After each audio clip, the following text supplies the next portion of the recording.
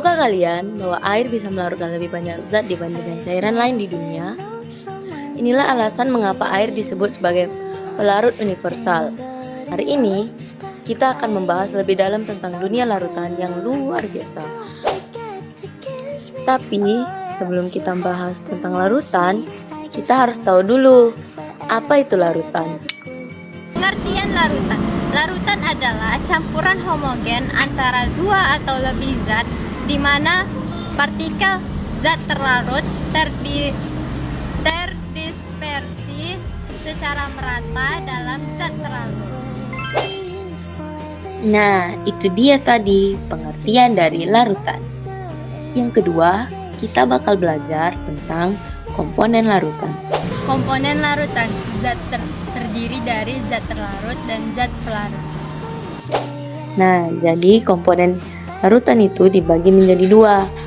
Yang pertama itu zat terlarut atau solut, zat yang jumlahnya lebih sedikit dan larut dalam pelarut. Contohnya garam dalam air. Yang kedua adalah pelarut atau solvent, zat yang jumlahnya lebih banyak dan berfungsi melarutkan zat terlarut. Contohnya air dalam larutan garam atau alkohol dalam larutan etanol.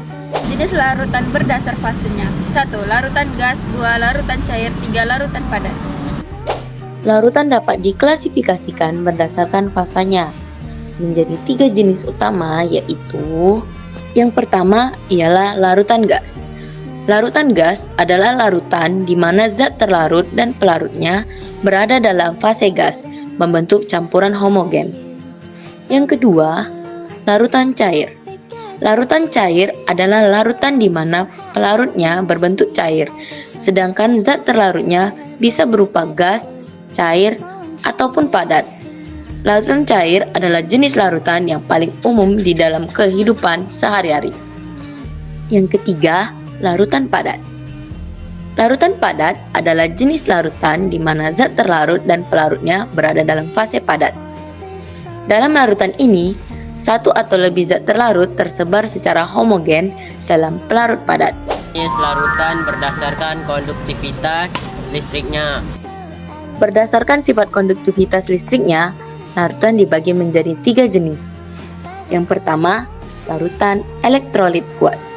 Menghantarkan listrik dengan baik karena terionisasi sempurna di dalam air, menghasilkan banyak ion bebas yang bergerak dalam larutan. Yang kedua, larutan elektrolit lemah.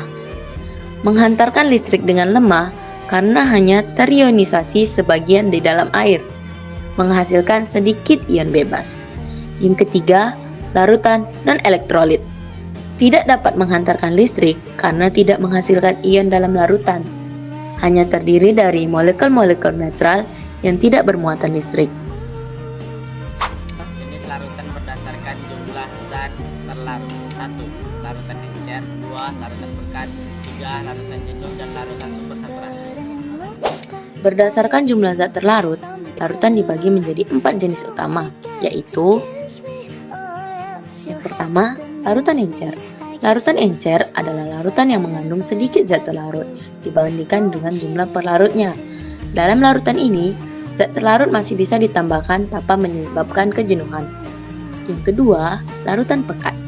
Larutan pekat adalah larutan yang mengandung zat terlarut dalam jumlah besar dibandingkan dengan jumlah pelarutnya. Dalam larutan ini, zat terlarut hampir mencapai batas kelarutan dalam pelarut tertentu. Yang ketiga, larutan jenuh. Larutan jenuh adalah larutan yang mengandung jumlah maksimum zat terlarut yang dapat larut dalam pelarut pada suhu dan tekanan tertentu. Jika ditambahkan lebih banyak zat terlarut, zat tersebut tidak akan larut lagi dan akan mengendap di dasar larutan. Yang keempat adalah larutan supersaturasi. Larutan supersaturasi adalah larutan yang mengandung lebih banyak zat terlarut daripada jumlah maksimum yang biasanya dapat larut dalam pelarut pada suhu tekanan tertentu.